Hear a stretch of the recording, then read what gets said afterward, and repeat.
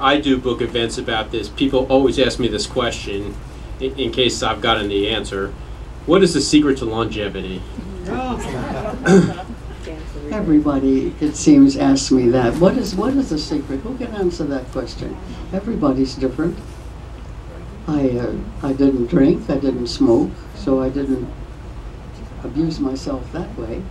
I was always very active physically, so I led a healthy physical life. So here I am.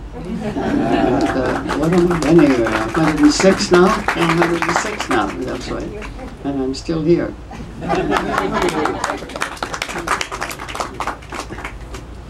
Well, at this point, we're going to open up questions to the audience. So, ready for some questions, Mr. Travis? Okay, I'll try to answer them if I can. Stuart, if you could repeat the question. Okay. What was the most valuable thing you learned from somebody famous, and who was it? What was the most valuable thing you learned from somebody famous, and what was it? Who was it? Saying what? What was the most valuable thing you learned from somebody who was famous, and who was it? I don't think that's what you're saying. Did you? What was the most valuable thing? What was the most valuable thing you learned from somebody famous? From somebody famous? Yes. That's what I couldn't understand. Hard work. Anybody that's famous has put in a lot of labor to acquire an ability that can produce and take notice. People take notice of. So it's just applying yourself, working. And I didn't smoke, I didn't drink, so I didn't abuse myself in that way. But it was just keep on keeping on. I don't know any other way to live life but to keep on keeping on. Other questions? Did you have any memories of Olive Thomas? Anything you remember? I never met her. You never met her? No, she was in the Follies before me. Okay. And I never met her. No good stories at all? Nothing? Nothing juicy was told to you? I was too young to listen to those things at that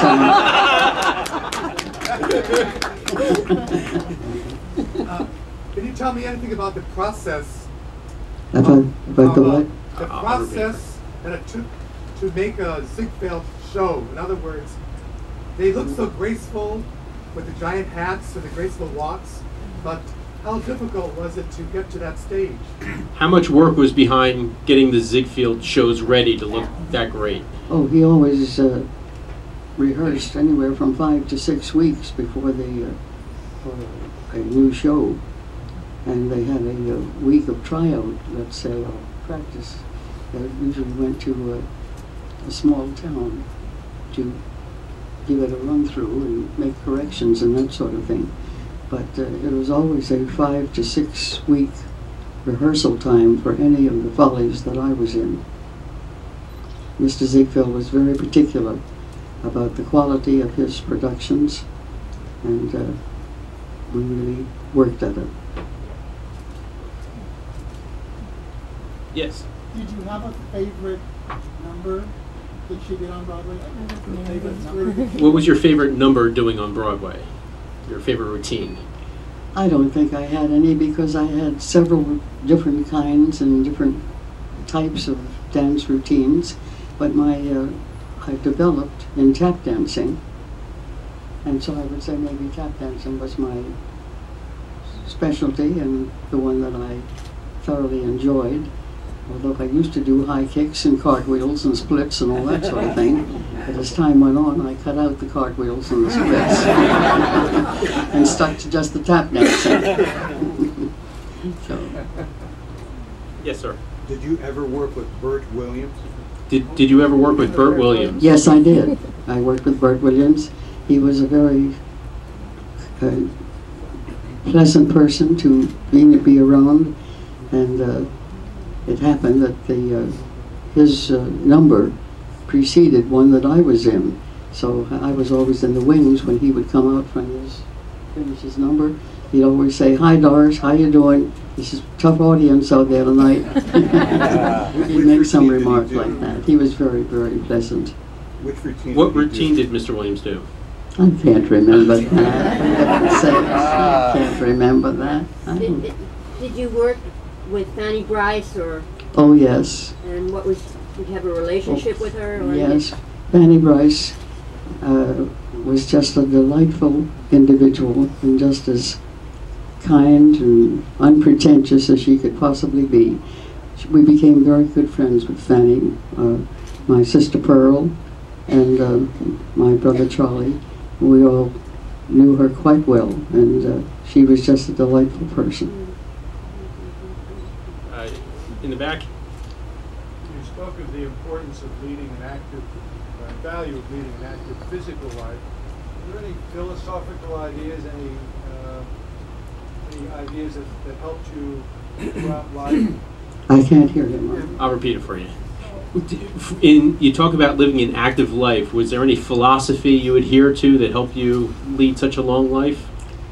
No, I didn't work with philosophies when I was just working to make a living. I just kept working and trying to learn more and improve my dancing and do the best performance I possibly could on the show. But I wasn't thinking about anything else.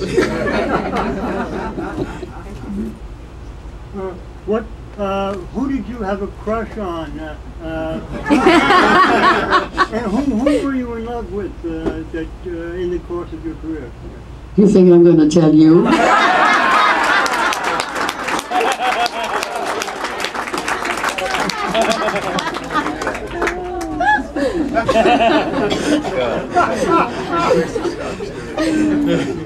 You should have done comedy, Doris. You're so funny. Thank you all for being here tonight. Thank you all for being here tonight. Before you come up, I want to give a special thanks to Niels Hansen, who runs the Ziegfeld Club here in New York. He's been a great help in getting this event together tonight. Of course, another special thanks to Stuart and to Doris. It's been a great pleasure, and I so enjoyed being here with all of you. Thank you so much. And when I saw Doris, when her book came out six or 7 years ago, she said something about, well, I hope I see you again. And I said, well, maybe when you're 106. Wow. And here she is. So if you would like to have a book signed,